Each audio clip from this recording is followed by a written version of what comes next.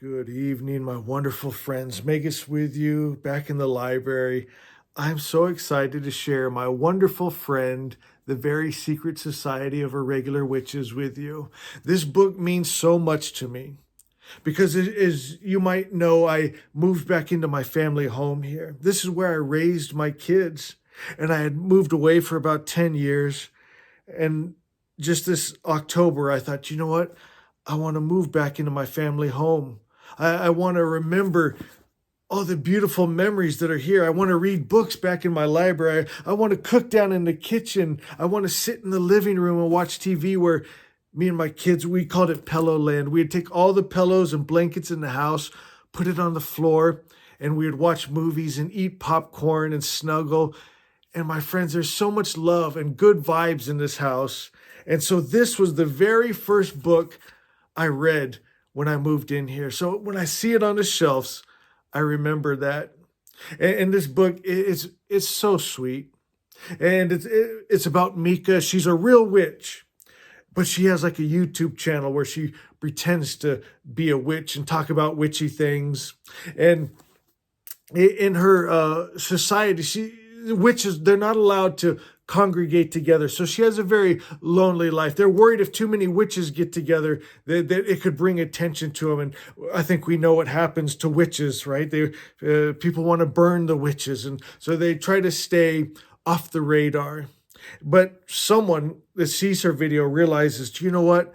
She's a real witch. And he invites her to Nowhere House here because he has 3 young witches that need to learn to control their magic, and she would be perfect for teaching them. And now Mika here, she is Miss Sunshine, Miss Positivity. When she gets to Nowhere House, there is a librarian, a grumpy librarian named Jamie, and he sees Mika as a threat. He's very protective of the girls, but it's kind of cute too because he sees Mika as a gorgeous threat, which makes him even grumpier. So here we got Miss Sunshine, we got the grumpy librarian. This is a perfect trope, right? You got grumpy and sunshine, and you've also got enemies to lover trope going on, and it's fun, and it's sweet. And I think that's what I love most about this book. It's like a cozy fantasy where there's no high stakes. It's just good, wholesome fun. And I love these kind of books right now. We got enough stress and drama going on in the outside world, right? I like to fill my mind with just good, wholesome fun. It reminds me a lot like Hallmark movies. You know what's going to happen. If you've seen one, you've seen them all, but we still watch them over and over again because they feel good. This book feels good. And, you'll fall in love with the characters, the little witches learning how to use their magic. And can you imagine kids with that kind of power and the trouble that they can get into? And they do.